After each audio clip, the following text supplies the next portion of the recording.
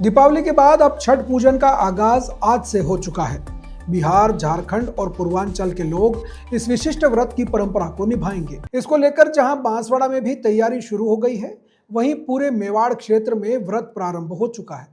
बांसवाड़ा, उदयपुर, डूंगरपुर, प्रतापगढ़ सहित पूरे मेवाड़ व प्रदेश में रहने वाले बिहारी समाज जन आज नहाय खाए की परंपरा का निर्वहन करेंगे। नहाय खाए की परंपरा में हर घर में लौकी और चने की दाल भात बनाकर उपवास खोला जाता है। इसके बाद 26 अक्टूबर को खरना की परंपरा होगी और फिर 27 को डूबते सूर्य को अर्घ्य दिया जाएगा। 28 अक्टूबर को उगते सूरज को अर्घ्य देकर इस महापर्व का समापन होगा। बांसवाड़ा में जहां नाथेलाव तालाब, डायलाव तालाब, लोधा तालाब सहित अन्य जलाशय पर कार्यक्रम होंगे, वहीं उदयपुर में समाज के सभी लोग पिछले कुछ दिनों से झीलों की सफाई करने में जुटे हुए हैं।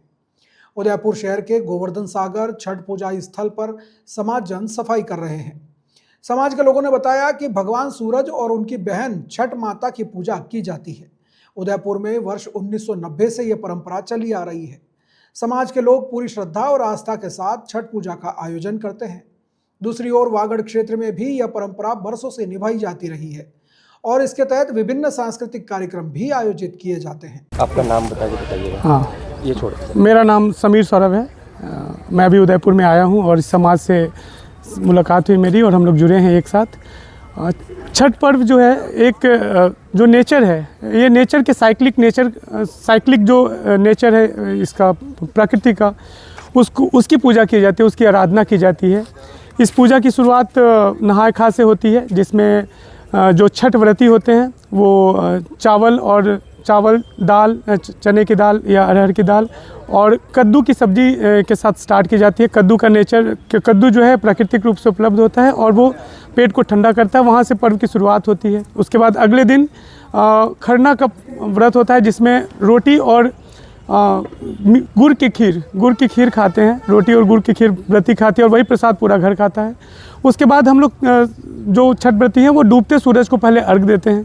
डूबते सूरज को अर्घ देने और उसके बाद फिर उगते सूरज को अर्घ देने के पीछे का जो तर्क है वो है कि प्रकृति की हम लोग पूजा करते हैं और प्रकृति जो शुरू होगा, जिसका क्रिएशन होगा, उसका डिस्ट्रक्शन भी होगा।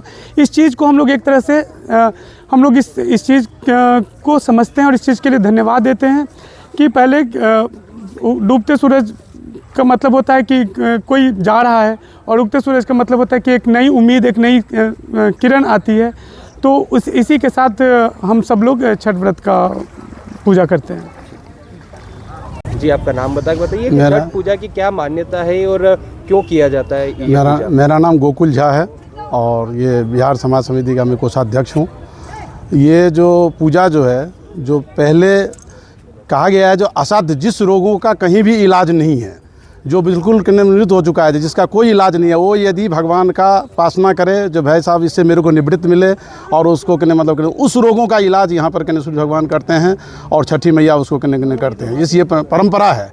जिसको बच्चे चल नहीं पाते हैं, जिसको कुष्ठ रोग है, जिसको लकवा है, वो लोग खड़े नहीं हो पाते हैं, यदि सही ढंग से अपना खरना करें, उपासना करें, एक दिन की खीर बना करके उसको खिलावें और भक्तजनों को प्रसाद बांटें, तो निश्चित तौर पे उनका जरूर उस रोगों से निवृत्त मिलेगा। ये मान्यता है।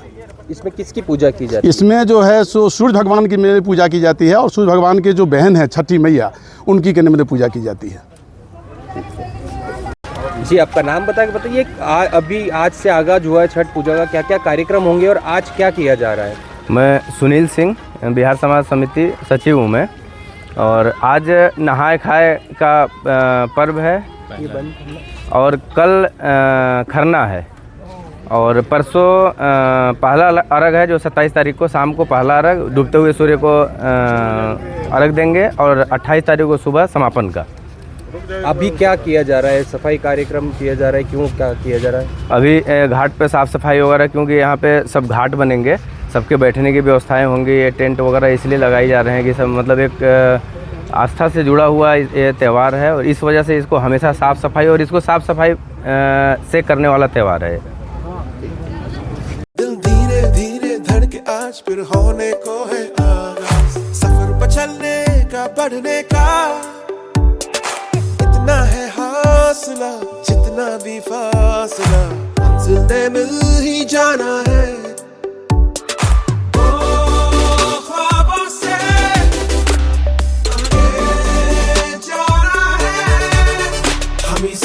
हो।